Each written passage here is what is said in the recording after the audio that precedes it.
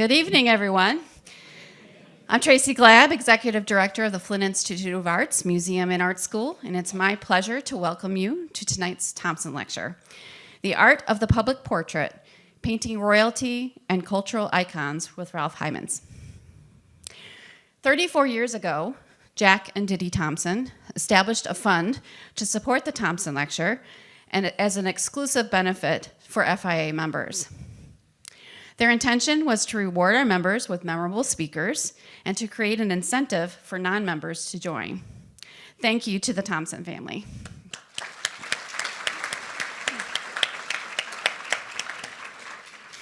Tonight's lecture will be followed by an event for Rubens Society members. The Rubens Society is composed of members at our highest level of giving. Rubens Society events are supported in part by an endowment fund established by Elizabeth Nethercutt at the Community Foundation of Greater Flint.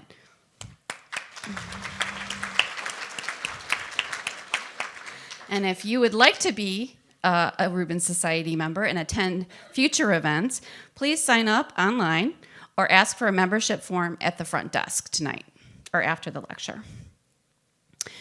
As always, I would like to thank the Charles Stewart Mott Foundation, whose continued support has enabled the FIA to provide many memorable exhibitions, programs, and events.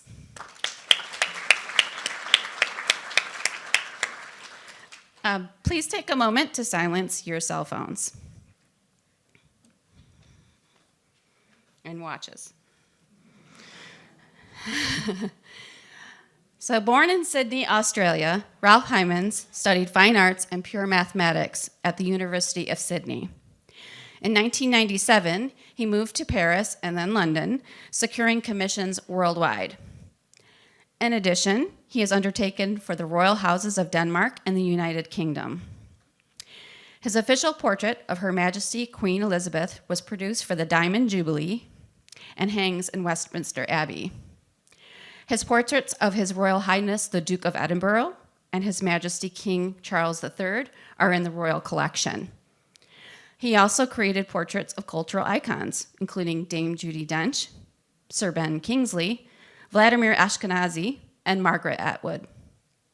Mr. Hymans' portraits are held in private and public collections internationally, including those at the National Portrait Galleries in Canberra and Washington, D.C., the Royal Collection Trust, the Museum of Natural History at Frederiksborg Castle, Denmark, Westminster Abbey, and the Houses of Parliament, UK. In 2014, he was named a member of the Order of Australia for his services to portraiture. Please join me in a very warm Flint welcome for Ralph Hymans.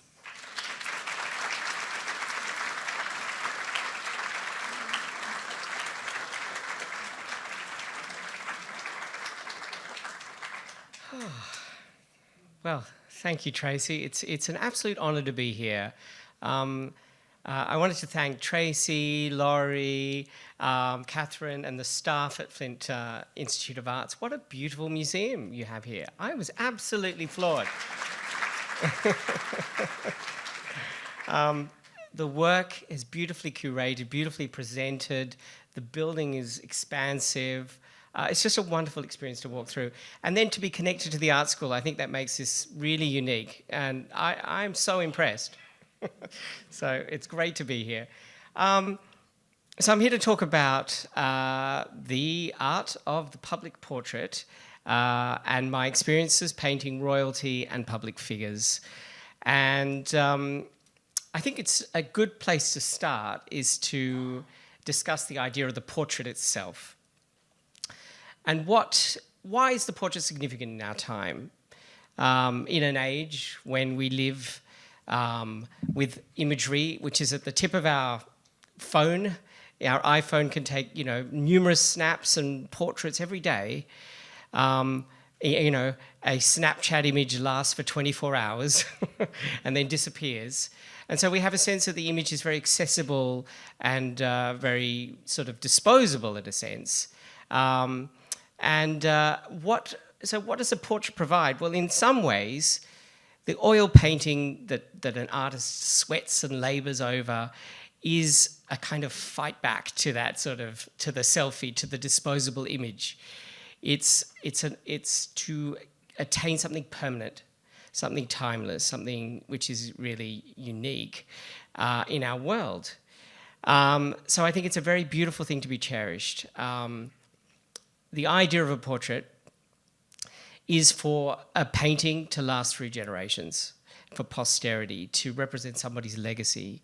And that is a rare thing in our disposable age. And it is the product of this really kind of beautiful process. And that is a process that begins with a dialogue between the artist and the sitter. And they get together, they discuss the ideas for a portrait, and immediately a tension arises. The sitter might have a particular image of themselves that they want to convey. They might be hesitant to tell the artist. They might want to project a certain attribute of their character. They may have certain desires for the portrait. And then the artist is trying to dig down into the truth and, see behind the mask and try to capture something essential about the personality. It's almost as though there's a silent contract between the sitter and the artist, where the sitter should say, you have my permission to scrutinize me psychologically. There's a lot of resistance there always. And so that is the sort of the palpable tension which actually creates a spark that is portraiture. That's where it begins.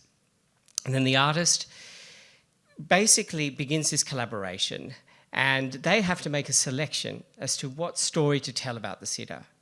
And so some say even that a portrait says as much about the artist as it does about the sitter, which is exciting. Oscar Wilde, in A Picture of Dorian Gray, wrote, "Every portrait that is painted with feeling is a portrait of the artist, not the sitter. The sitter is merely the accident, the occasion. It is not he who is revealed by the painter, it is rather the painter who, on the colour canvas, reveals himself."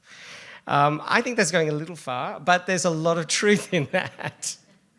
I think that when an artist makes a choice about what attribute of the sitter they wish to present, they are making a choice about something which resonates with them, because portraiture is ultimately about this empathy that transpires between artist and sitter. And so the portrait in itself, and that is the beautiful thing about portraiture, it becomes this sort of testament to human empathy, how one individual has, through their own creative interpretation, understood another person. And so when that portrait is experienced, because it doesn't exist in a vacuum, it is seen by the viewer. When the viewer sees it, they bring to that, they complete the cycle. They really, within their mind, and through their own conceptions and preconceptions and biases and experiences, they interpret the portrait. So it's interpreted by the viewer, by the public. So that's the interesting thing about a portrait. It really is a three-way dialogue between artist, sitter, and public. And especially when that person happens to be a public figure, when that person is well known in the media, or when that person is famous for their talent or for their leadership, or for whatever reason, then the viewer feels uniquely qualified to judge that person. When they see that portrait, they feel as though they know that subject, so they feel that they are as qualified as anyone else to make an assessment as to whether that artist has captured something about that person. So that is the beautiful democratizing factor of portraiture. Everybody feels as though they can play a role in it. They don't need a text to understand a work. They can judge with their own eyes because they understand human nature. Because everybody, in the world is constantly evaluating other people when they look into their eyes, which is what the portrait painter is essentially doing to their subject. So that is the beautiful thing about portraiture, and that wonderful sort of, those permutations of that three-way dialogue. Now, I want to talk about royal portraiture, because it is a kind of a unique subcategory of portraiture. It's a category that has a tradition that stretches back hundreds and hundreds of years. And so when I was given this opportunity to paint Queen Elizabeth II, the first awareness is, that you are painting the most represented woman in history. There have been more photographs taken of Queen Elizabeth, more paintings done of Queen Elizabeth than any other person. She has sat for over 200 portraits, which is extraordinary. And so you have this sort of wealth of imagery, and you, as an artist, are faced with this task, especially when you're given the brief, which I was very lucky to receive, of painting the Diamond Jubilee portrait, which is a really special portrait. And I was told by the palace that I would be the only artist to have a sitting with the Queen during her Diamond Jubilee year. So it kind of better sort of stand for that, you know, that moment, that really momentous moment when the Queen was celebrating 60 years on the throne. In fact, it wasn't just the Queen, it was the entire country, the entire United Kingdom and the Commonwealth. It was enormous. And so it's quite a daunting task. Where do you start? How do you break through the noise? How do you create something original and says something purposeful and meaningful and lasting to create that timeless image? Well, I went back in history and does this work? Oh yes, I'm supposed to wait. Okay. All right. I went back to the former Elizabethan age. This is Elizabeth I. And just to give you a bit of a primer on this tradition of royal portraiture that has a whole pictorial legacy. That's the extraordinary thing about royal portraiture. It's developed its own language over the centuries. And it's a language imbued with this rich, exciting symbolism. So here you have Queen Elizabeth in the last portrait she sat for, when she was 67, and to me, she looks like she's in her 30s, I have to say. And there's a reason why she looks like she's in her 30s, because when she was in her 30s, she approved of a template of her face, and every artist had to use that template. Her favourite miniaturist, Nicholas Hilliard, produced an image of her face with no shadows to emphasise any wrinkles or anything, and it was in three-quarter profile. And every artist had to follow that template. This is the sitter imposing their will on the artist.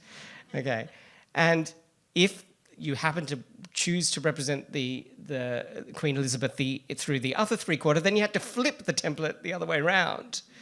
It was really strict, and so it's fascinating. But here she is representing what's called the rainbow portrait. Now she is.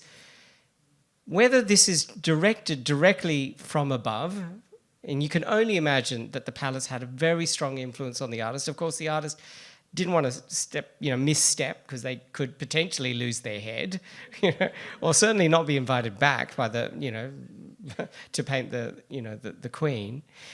But she is represented holding a rainbow. That's why this portrait is called the rainbow portrait. So she is like this mythical divine being holding a rainbow, and the rainbow is only possible because of the sun. And so the Queen is the sun that makes the rainbow possible. That is the message behind this portrait.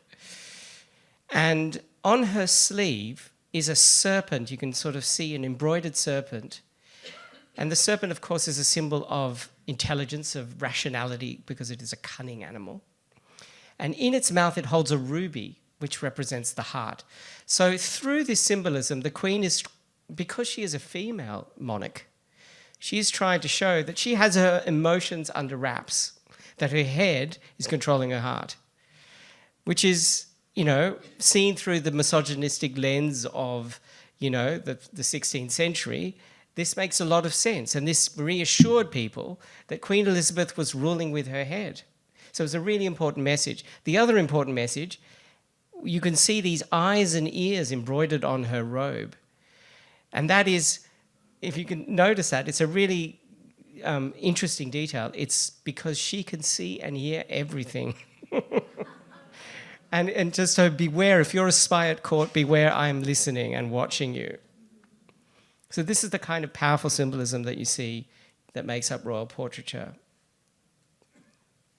And continued in this portrait known as the Ditchley portrait, where the Queen is literally standing on top of the globe. It's remarkable, and there's a beautiful little story behind it. This was commissioned by what's called the Queen's champion, the jousting champion of the Queen, who was this great favourite of the Queen called Sir Henry Lee. And she was visiting his hometown in Ditchley, so she's literally standing on Oxfordshire, on a map of Oxfordshire on Ditchley. And she is shown to be forgiving because he happened to live with his mistress after he got married and went out of favour with the Queen. And the Queen finally forgave him, and this is how he represented her being the forgiving, almighty monarch. Now, she sat for it, but once again, you can see the template is the same. And this portrait was commissioned even 8 years before the previous portrait, and she looks older here. So, I mean, you know, with age, she just sort of wanted artists to stick close and closer to that template, I guess. But from here, you can see this sort of language. What she's wearing obviously expresses power. It occupies physical space to show her power. And she's dressed in this silvery white dress, symbolic of being the Virgin Queen, as she was known, Queen Elizabeth. And so, armed with all this sort of knowledge of this tradition of representing a female monarch, I had the task of representing the Queen. Now, this painting hangs in Westminster Abbey. It is 9 by 11 feet. It is possibly even a little larger than what you see here in real life. So I urge you to go and see it, because it's quite an experience to see the physical work, because you get the impression that you're actually standing before the Queen, and that is something that I really wanted to capture. So this was for the Diamond Jubilee, which was a moment to celebrate 60 years on the crown. So my first idea was to go to Westminster Abbey. I knew it had to be set there. And I was given access to the Abbey alone at night for 2 nights, which was incredible. And so I could really get a sense of the space. And on the second night, the Dean of Westminster Abbey allowed me to come in and to turn off all the lights. And I got a lighting crew, almost like you would for a movie set, to light up the Abbey in the way that I wanted it to be lit, to highlight this central nave. And I tried to recreate the scene before my sitting with the Queen in the Abbey at night. So it was this incredible, incredible experience of really understanding the sort of the mood that I could achieve in this painting. And so when I met the Queen for the Diamond Jubilee, she was wearing what she was wearing. I got to choose the dress, and as you can see, like the former Queen Elizabeth portrait, she is encrusted in jewels in this silvery white dress. And instead of standing on the globe, like in the Ditchley portrait, she's standing on this pavement called the Cosmati pavement. Now, this pavement is extraordinary. So it was built by 13th century monks that were called into the Abbey to design the floor of the high altar. Now, these monks were the Cosmati brothers. They were famous for their incredible mosaic designs in Italy. And they designed some of the stanza in the Vatican and some beautiful churches throughout Florence. And so they decided to design the floor as though it was a map of the universe with Earth at the center. And in this central spot, when the monarch is crowned, the throne is placed directly on that circle, and the crown aligns with the circle when it's placed on the monarch's head to imbue the monarch with divine power. So it's this kind of epicenter of power for the British monarchy. It is laden with symbolism, and is very much like the Ditchley portrait, like she is standing in this sort of on the world virtually. However, it has sort of another sort of meaning and feeling. The portrait has an emotional quality. She's standing as an 85-year-old woman when she sat for me. She's a little hunched over. She's looking down. She's looking reflected. She's looking humbled. She's, after all, in a church, and she is, you know, the head of the Church of England.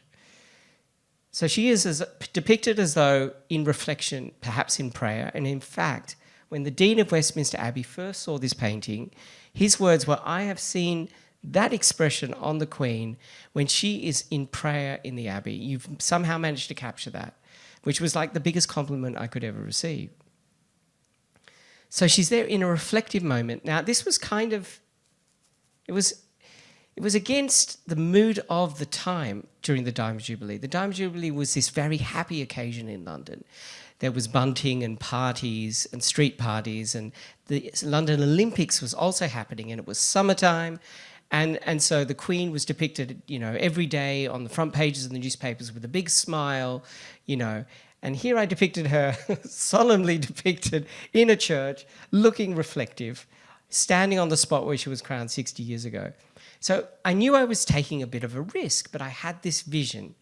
And I thought it would resonate with the moment and create pause and allow people an opportunity to stand and look at it and to reflect on what it actually means. You know, the Queen on that very spot made an oath to commit her life to service. And she has done a pretty fabulous job at doing it. And so I wanted people to look at the Queen and imagine what she might be thinking and feeling at the time. So ultimately, this is an introspective portrait. It is a portrait that expresses a sort of an emotion. When you look at her face, you can feel there's almost a sense of nostalgia. I want people to connect with that portrait emotionally, which is something vastly different from what the Ditchley portrait and all representations of Queen Elizabeth I were about. Her face in Queen Elizabeth I, that template, has no emotion, has no expression. She is a symbol of power. And so I wanted to show that my impression of the Queen, and this is how I felt when I met her, I was confronted by her as a person, her humanity. And she had this kind of incredible grace and aura, and she really did. It was quite incredible to meet her. But she was a person. She was introverted. She was a little shy. And, you know, she had beautiful, soulful eyes, and I wanted to capture that in the painting. And I wanted people to feel that. So I think it corresponds with how we think about royalty now. We want to know that they are people beyond their role. We want to understand that. I mean, the whole series of The Crown is about that interface between the private world and their private feelings and their public role. I mean, it's all about that conflict and that tension. And so they were the themes that I was interested in grappling with the portrait. So one interesting thing that happened when the public has reacted extremely well to this painting, and especially the attention was drawn to that when it was attacked, actually by a man who entered the Abbey with a spray can in his coat and spray painted the work and wrote the word "help" in huge letters. He was tackled to the ground. He was writing the letter P, and so it runs off dramatically the edge of the canvas. It was an awful thing to come and have a look. I was brought into the Abbey. The man went to prison. I mean, it was a big event, and it was interesting to see how the public reacted to someone defacing a portrait of the Queen. Not only did it say something about people's affections for the Queen and the importance of portraits of her, but also something about defacing a work that has obviously taken a lot of time. I mean, the act of creation in itself is somehow sacred. You know, we feel that something is deeply wrong when someone destroys a work of art, you know. And so I thought that was fascinating. The work, of course, was restored beautifully and is now fully back on display and can be seen in Westminster Abbey. So I urge you to go and have a look at it if you're in London. I want to move to another portrait now. This is a portrait of the Duke of Edinburgh, and I was very lucky to be commissioned to paint his last portrait. And he was 95 at the time. He died 4 years later. But it was the year that he announced his retirement from public duties. So immediately I was aware that this would be a farewell portrait. And that is a wonderful thing as an artist to be gifted, that opportunity. A man who has been a constant in all of our lives until he passed away 4 years ago. And because he's always been around. And he's like walking history. He fought in World War II. You know, he spent 70 years in service. And, you know, he was an absolutely remarkable man. So I wanted to say something, you know, to capture something timeless about him. How do you do that? You know, how do you choose to represent such a man? Well, I took my inspiration from that idea of farewell, and so I decided to depict him in this incredible spot which is called the Grand Corridor in Windsor Castle. Now, Windsor Castle was a place that he felt very personally attached to. He lived there every weekend of his life and stayed in a room just off where he's standing. And this is the corridor, and this is a very famous corridor, although it's in the private quarters of Windsor Castle. And what's amazing about this corridor is that his whole life story is told in this one space. At the very end of the corridor is a room called the Tapestry Room, and in that room his mother and his grandmother were both born in that room in the company of Queen Victoria, because they used to be witnessed by the monarch in those days. So his story begins in this spot, and it also ends in this spot because this is where he'd passed away, in this in the room just off this corridor as well. Now, what is fascinating is I discovered this space and I was totally captivated by its light and its beauty. And there's a painting hanging on the wall. And in this painting, at the very far right of it, there are two figures. There's a mother and a child. And that is his mother and his grandmother, depicted in the company of Queen Victoria. The whole story was told in the corridor itself. And all the busts that line the corridor are related to the Duke. So this is an incredible space, and this is exactly what a portrait artist is looking for. A place of such extraordinary personal significance that it almost represents their entire lifespan. And in such a way, it has been sort of interpreted when looking at this painting that the perspective, the depth of this corridor represent in a way the depth of his life, and that the light and shade that cross this corridor could be seen as the moments of light and shade within his lifetime, within his own story. And he's depicted as though he's turning almost to say one last goodbye in his characteristic way, with his arms behind his back, with his kind of military bearing, and he's turning. You can imagine the next frame of this would, if this was cinema, for example, it would be that he would turn and walk down that corridor away from us. That's the impression I wanted to give, to represent him as though he's in a sort of momentary, spontaneous movement. And it was pretty difficult during the sitting to get him to do that. I knew that I had to get him to repeat that pose over and over again in order to capture that sense of spontaneity about it. And yet I was warned that he could be impatient. They said he might walk out of the room after 5 minutes if he feels like it. You better be prepared. And so I kind of thought, well, how am I going to get him to hold his attention throughout the sitting? And I thought, well, he's a military man. He's going to respond to a military-style program at the beginning of the sitting. So I set up various stations around the room. And I said, no, we're going to begin here, and then we're going to go here, and then we're going to go to this station. So I had 3 stations. Effectively, he was going to do the same thing at each station. But I made it out as though there were 3 different ideas that I was trying out. In fact, I just got him to turn around repeatedly. You almost have to take the sitter to that moment where they're slightly starting to get impatient with you to capture all that range of emotions. Famously in that, there's a very famous portrait of Winston Churchill where the photographer, Karsh, ripped out the cigar out of his mouth and then quickly snapped the shot because that was the moment he wanted to capture of utter impatience. So there was something about that I wanted to capture. And yet there was also his humour, something internal. Once again, I wanted the viewer to communicate, to relate to him on an emotional level, to take that genre of royal portraiture to a place where we feel as though we understand something about the person. This portrait hangs in St James's Palace now. You can see it on private viewing only, but it hangs where people go to receive the Duke of Edinburgh Award, and so people have to file past this portrait. And interestingly, this painting has had a sort of life after its first unveiling in various different facets. So when he passed away, it was seen as a sort of emblem of his life. In fact, it was the image that was used in the LA Times and the New York Times as well to represent his life.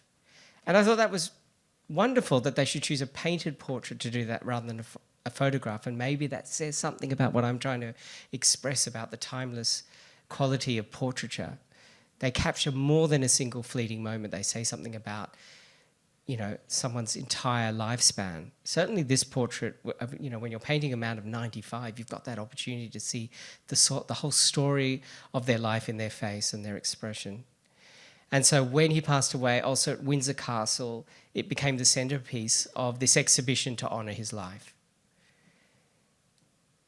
And then, interestingly, when Charles became king, when the Queen died, they used it again as a backdrop to the signing of the witnessing of the ascension of the king. So a document is signed, and prime ministers, former prime ministers, you can see Tony Blair there, for example, David Cameron, they line up and they witness the accession of the king. And so they use that portrait. And so it took on a new meaning when it was seen there. It's almost as though he becomes the father figure, looking over his son's coronation, as though looking back from another time into the future. So this is how portraits can change over time. They change meaning. The portrait of the Queen also changed meaning after she passed away. It hangs directly above where her funeral ceremony took place in Westminster Abbey. So it takes on almost something of that mythical quality that those representations of Elizabeth I had. When you go to the Abbey and you go up to that top floor and see the painting, and you can see below the high altar, and you can see where she was standing, it takes on this kind of almost ethereal quality. This is my portrait of King Charles, but this is when he was Prince of Wales, but Prince of Wales at the age of 70. So this was done in 2018, and it was to commemorate turning 70. Now, when he turned 70, it was a few years before he became king, and he was given all these extra duties. So clearly it was a portrait of a man yet to become king. And so this, once again, as an artist, you look back into history, what is the symbolism surrounding kingship? How do you represent a man that is to be king in a different and unique way? And so you have to go back to Henry VIII. Henry VIII in this utter expression of power. This is a different expression of power to Queen Elizabeth. He's with his arms spread and his legs spread. He's showing, his strength and his determination. Don't mess with me, or I'll chop your head off. I mean, that's what he's saying to me. And it's an iconic image. The artist has chosen a very, very kind of symmetrical, strong image where the monarch is looking straight out at the viewer. King Charles I, 100 years later, is quite similar. It's an expression of power. He's sitting upon this horse, which is with rather unusual proportions. The horse has a very small head, if you notice. And that is so that the horse looks gigantic, which makes him, the king, look even bigger. Of course, in a few years' time, Charles would lose his head. Things weren't that rosy for him. So he needed this kind of imagery to express his power. And these are two other images of King Charles's. You have another image of Charles I as he passes through this triumphal arch on horseback once again. But there's a certain language of architecture that comes with royal portraiture. Of course, you have arches, you have columns, you have the monarch framed within the frame itself. You can see that framing happening in this portrait of Charles II, which I find is a hilarious painting. I love his little slippers and his tights, Charles II was a very different type of king to Charles I. He was the party king. That's how he was remembered. He loved to have parties. In fact, there's a party happening in the background, right, in this painting. You can see the crowds gathering. But there he sits with the scepter, with the orb, with all the symbols of power and all his finery. And behind him is this sort of tapestry which frames him. So painting King Charles, who was an altogether very different person. Now, I wanted to paint him with a sense of his role to become king imminently, but but to say something about his life so far as Prince of Wales, which he was at the time. And not just say something about his life, to say something about his passions, the causes that he has promoted, which is really how he has dedicated his life. Now, it's one thing to think you know the royals, but when you actually meet them and you get to know the people that work with them, and you really get an insight into who they are as a people, which is, I feel very privileged to have done that. And when you get into the circle of Prince Charles, you realise that this is a man who is really genuinely passionate and devoted and a workaholic about the Prince's Trust, about all the charities he supports, about the causes he believes in, preserving the environment, preserving architectural heritage, practicing sustainable agriculture. And so all this particular site where I chose to represent him is called Dumfries House. And it's this wonderful place that Charles managed to acquire through the Prince's Trust for the charity itself. And it serves as a sort of his little microcosm of the universe that he is, his utopian vision of the world. He practices, sustainable agriculture there. There are artists roaming the grounds with artist studios. The place itself was designed by Robert Adam, an incredible architect, which he preserved. He preserved all the furniture by Chippendale within that house.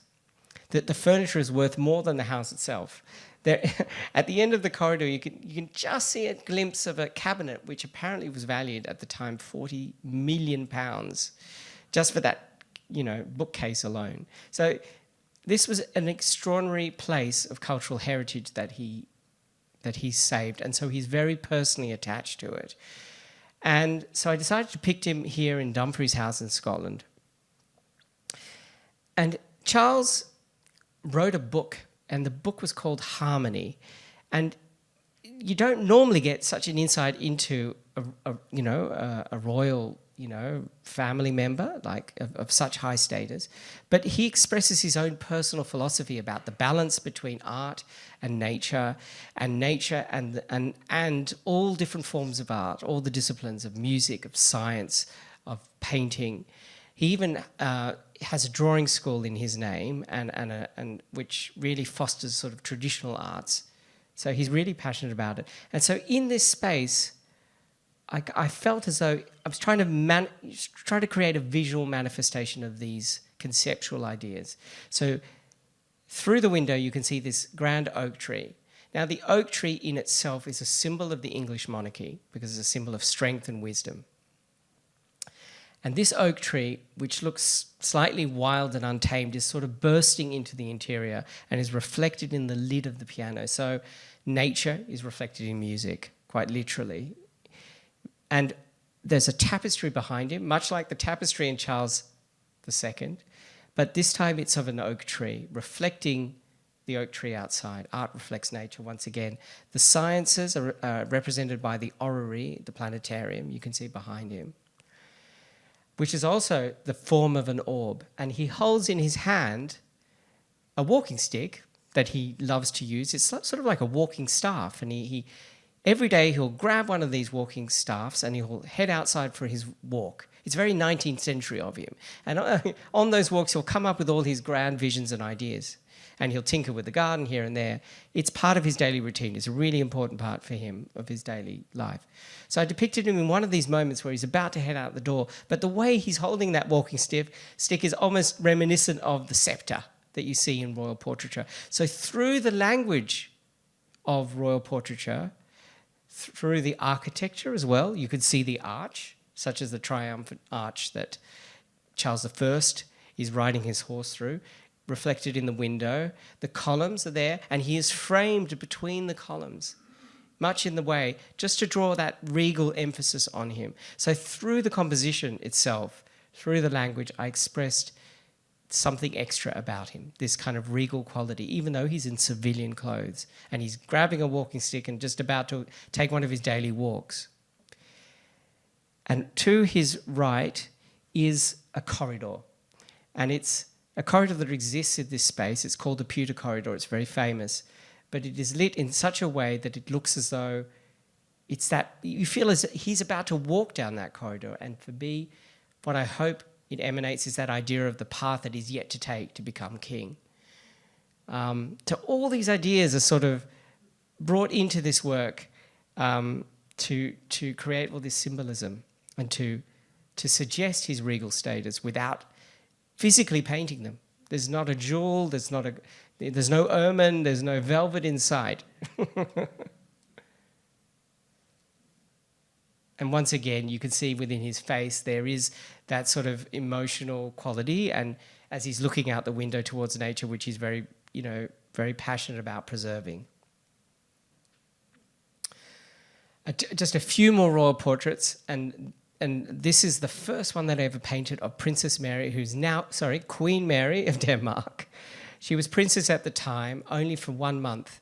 And so this portrait was really important in establishing her image. And we worked really close together to refine, especially what she was wearing, what she would be doing. And so I decided to depict her in this space, which is the Queen's reception room. It's a very famous room in Denmark, in Fredensborg Palace. A room that she would one day occupy, which now, as Queen, she is occupying. And she's standing looking out the window as though aware of she's about to step out into the public. She's got the coat over the chair. She's putting on a pair of gloves. Now, the gloves in themselves are a symbol of nobility in royal portraiture. So once again, I'm tapping into some of those traditional symbols. But it's also a symbol of getting down to work. And this is how I saw her. When I met her only 1 year as princess, it was like someone taking on a new job. She was learning a new language. She was learning all these new rules. She's just a girl from Australia. Mary met the Prince of Denmark in a pub in Sydney during the Sydney Olympics. And he introduced himself as Fred from Denmark. She had no idea who this man was. So it's a beautiful fairy tale story. And so I wanted to say something about that journey, as where she became princess. And so the way I did it was, where she was standing in the actual room, there is a painting behind her, not a mirror. But by making it a mirror, I created this window, and you can see her from the back. And in front of her, on the back wall, you can imagine, of the other side of the room where she's standing, there are paintings. And if you look closely, those paintings are. It's not a traditional painting, from the 18th century, as you would expect. They're actually yachts. This is actually Hobart. This is Constitution Dock. This is the place where she was born. So it tells of that story of her sort of whole journey to become princess. And there's a wistful sort of look, and there's a bit of trepidation before she steps out into the public eye. So this is very much a portrait about her public image, and that is something she has maintained extremely well. She's really, many people feel she is really the glue that holds the entire royal family together, because she has really kept that family unit together. And that family unit was really important, because then I was commissioned to paint the prince. This is now the King of Denmark, King Frederick. And this is when he turned 50 years old. He was crown prince still then, a few years to go before he became king as well. But this is once again a portrait which was meant to hang alongside the portrait of Princess Mary. It was meant to match it. And the museum that commissioned me, they wanted it to be set in the same space. Now, I already made my life really difficult with mirrors and in the last one, so I had a really difficult compositional task to sort of pair with that last portrait. And so I chose to represent him also in front of a mirror. And in the mirror, you can see Mary and the children, because this portrait was commissioned 12 years later. And since then, they had 3 children. And so, or 4 children, sorry, I beg your pardon. And so it was wonderful to suggest that passing of time. And in the portrait, he is walking across the room, and you can imagine he's about to join his family on the other side of the room, which in itself is a symbol of that sort of the importance of the royal family as a family unit. So I want to move on now to cultural icons. We're leaving royal portraiture behind to painting sort of Hollywood royalty. This is Dame Judi Dench. Now, we all are fascinated with celebrities, and, many of us, we have, surrounded by, imagery of celebrity. It's ubiquitous on magazines and newspapers. And there is a sort of voyeuristic fascination that we all have with celebrity. We compare ourselves to them. They are role models for us. They represent a form of escapism sometimes for their glamorous lifestyle. There are many reasons why people are fascinated by celebrity. But with portraits of celebrity, I feel it's something different. It's not like the latest fashion shoot. This is once again a timeless image. So when you paint a public figure, I think you really do have to think about this in the same way as you would for a royal portrait, or for a portrait of anybody, by the way. This could be the only portrait they sit for. It has to say something permanent and timeless. This will hang in a public museum. This will be for people to enjoy for generations. That's my feeling as to how an artist should approach this kind of portrait. And so when starting this portrait, I asked Dame Judy, where can we set you? How should we, I engaged her in a conversation, as I do with anybody. And she said, it's got to be in the Royal Haymarket Theatre. That's where I started off all my journey. That's where it began for me, where some of my early plays were, and this is where I have this absolute love of the theatre. And so I immediately went to the Haymarket Theatre, and she came along, and we went to the dark, we stood on the dark stage, and Dame Judy has macular degeneration, so she actually can't see very well at all. She's, virtually blind, actually. And so I was leading her by the arm across this stage, and she posed, and it was like magic. And during the breaks, she would recount stories of her life as a young actor in this particular theatre, and how she would play pranks, and, she would have 2 plays on at once, would have to run between theatres in the West End, in between acts, and, and they would play pranks with their fellow actors and hand them the wrong prop on stage and watch them improvise their way out of this sort of difficult situation. And all the sort of stage hands and, people who were working in the underbelly of the theatre, they all came up and they sat around and they listened to Dame Judy as she recounted these memories. And so for me, this painting had to be about memory. And so she's turning and looking back. And in actual fact, that's what a portrait is. It's just another form of storytelling. This is a painting about, a portrait is a conduit for memory. That's all it is, really, ultimately. When you look at a portrait, you're reminded immediately, not just of how a person looked, but just there's something about their presence that a portrait should capture. So I wanted to say something about that sense of nostalgia, that sense of excitement that you feel when you stand on the empty stage, and you can see the wings, the backstage on the left side, and on the right side, that sort of front of stage, and the excitement. So to say something in that transitional space between, backstage and front of stage, this kind of thinking about her own craft, thinking about her public persona and her private reflection. So once again, I'm fascinated with that intersection, just as in royal portrait, between public role and private self.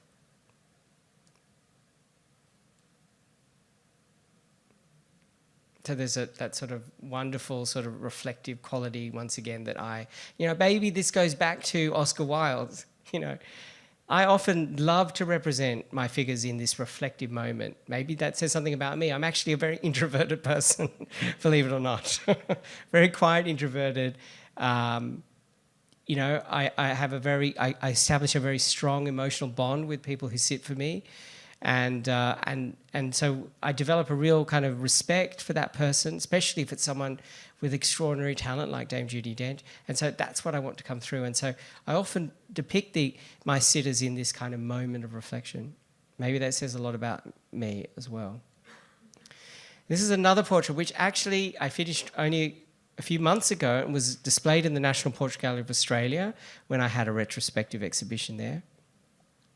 But only about 5 days ago, I was in London presenting this for the first time to Sir Ben and his family. So we organised a really small private unveiling, and there was about 14 members of his family that he brought and close friends. And they all came to see this portrait. And there's one real test of a portrait is when you have the portrait and the sitter in the same room. And when you can't tell them apart, then you've succeeded. You know, that's the real test. And what I wanted to do was paint a work in close collaboration with Sir Ben. So he invited me to come to Morocco, where he was going to be filming on location. And we spent a week together. And I watched him on set, and I went about finding the perfect spot for this portrait. Now, in early conversations with Sir Ben, he said that one idea that he really would love expressed, once again, this idea of collaborating with the sitter, was to say something about his feeling that acting is really no different from 70, 50, 1,000 years ago, when people sat around a fire and a storyteller would recount a story, at the mouth of a cave, of the day's hunting, and to reassure the people that the sun will rise again, and this storyteller of the tribe is just the same as the modern day actor. This is how he saw his own craft. I thought that was a really, really beautiful idea. Now, I happened to be in Morocco in a film studio called the Atlas Film Studios, which has these incredible sets from old films. They filmed Gladiator there, but before that they filmed Cleopatra in the 1960s. With Elizabeth Taylor and from 1963. And there was rumour that there was this set somewhere that people had almost forgotten where it was on this vast set. And I went out to find it, and they called it the Cleopatra set. And there was a really faded picture in the lounge area of the studio. And I saw that faded picture and I said, "Where is that?" And they said, "Well, we don't really know, but we'll give you a driver and you can go and try to find it." And so we did find this incredible set, and I had to climb a ladder. It was all rickety. I don't think anyone's been on it since the 60s. And it was just incredible because it was falling apart in this extremely fascinating and beautiful way. And it said something. It said to me not only grandeur and something ancient, but it also said, this is a set, and it said something about, old Hollywood. It just said for me, it was the perfect place. And I got Sir Ben up this ladder. He was brave enough, and he sat in this spot in the middle of the night, in the middle of the Moroccan desert, and we lit a fire, basically in a set which was just kindle, So health and safety aside, for the sake of art, we did it. And it was magical. And for me, it just said something not only about this ancient story of the origin of acting, of the old storyteller around a fire, but it also said something about the ancient art of cinema, well, the new art of cinema, but the origins of cinema itself, in this grand set that was falling apart, that was at once this magnificent Egyptian temple, but at the same time, just a rickety set built of wooden scaffolding that was just crumbling and falling apart.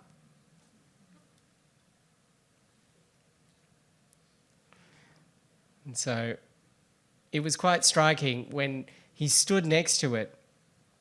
People were there were photographs taken of, when we were standing in front of it. And when you look at the photographs, people have said he looks more alive in the painting than he does in real life. I almost wanted to show as though he was about to start talking. He was about to tell one of his stories. There's this anticipation of a moment where he's about to spring to life. So I hope that is communicated in the portrait. And these are two portraits of wonderful writers. On the left we have Margaret Atwood, on the right we have Anne Tyler. And the Anne Tyler portrait is in the Smithsonian in Washington. But these were done, as is the next portrait that you will see soon, as part of a collaboration with Random House Publishers. They were bringing out this new series of books to commemorate Shakespeare, and they asked various writers, such as Margaret Atwood and Anne Tyler and Gillian Flynn, that you'll see, to choose a play from Shakespeare and retell it in prose. So Margaret Atwood chose The Tempest, and Anne Tyler chose The Taming of the Shrew. So with Margaret Atwood, for me, I've read, many of her books. She's a wonderful writer. She's like the grande dame of literature, modern day literature. And so for me, I associated her with the figure of Prospero in The Tempest. Prospero is the great wizard, the magician, and many people see as a self-portrait of Shakespeare himself. And so that was perfect for me, that Margaret should play Prospero, and we had a lot of fun with it together in the sitting. I got Margaret out of her shell, and she character played Prospero, but it was just perfect. And it says something about the sort of the mischievous quality of her as a person, and her wisdom as the great wizard, and her extraordinary sort of authority and recognition as this great author of our times. Now with Anne Tyler, it was very different. So Anne Tyler is known to be quite reclusive. She, at the time that I painted her when she was 73, she'd only ever sat for one public interview. She's sort of like a Salinger sort of figure. She just sat there writing in her private world about other people's private worlds, set in Boston in the area that, not Boston, Baltimore, set in the area where she lives, Roland Park. And so I had this idea of painting her as though behind glass. And when I went to visit her at her home, sure enough, her study was facing the street. And when I looked at her behind the glass of her study, I could see a reflection of one of those classic homes in Baltimore that she writes about. They're generally set within these domestic settings, in these grand homes. And so you could see the shadow, of this grand house, and there's almost like this ghostly quality, and you get that sense of her being quite reclusive in her own private world in this portrait. So for the portrait of Gillian Flynn, who wrote Gone Girl, I've been signalled that I'm going to wrap up. I'm almost there. I decided she chose Hamlet, so I associated her with the character of Ophelia. And there she is, holding these flowers on this carpet that she had in her home, which looked like a bed of flowers. So I thought it was a perfect way of describing her as a writer and her writing, and also something about the play she'd chosen to represent. This is Vladimir Ashkenazy, the wonderful musician, and in this painting, to celebrate his tenure at the Sydney Opera House, I decided to depict him in this setting where it looked as though he was sitting inside a musical instrument. The architecture itself was very musical, and so it becomes an extension of his own personality, an expression of his own musicality. And this is the last portrait, and it's the current project that I'm working on. This is a study of Dame Jane Goodall, who is this, the incredible primatologist, and I recently came back from Africa with her, and I'm planning this enormous portrait. This was a small study that was to raise money for the charity. So this is a wonderful project that involves philanthropy, charity, and a large portrait for legacy that will hang in London for posterity. And it will be of her in the forests of Gombe National Park with the chimpanzees that she is famous for. So that is a really exciting project that I'm currently on. And so that gives you an overall perspective of my royal portraits, my private commission, my public commissions. I hope that gives you a bit more insight into the whole art of public portraiture and royal portraiture. Of course, portraiture doesn't have to be of the rich and famous, not at all. In private portraits, you can express the same ideas of legacy. Everybody has a wonderful, unique identity, family history that is just exciting to explore in this very beautiful artistic medium that is known as portraiture, that really is designed to last for centuries. So I hope you've enjoyed this talk. Thank you very much.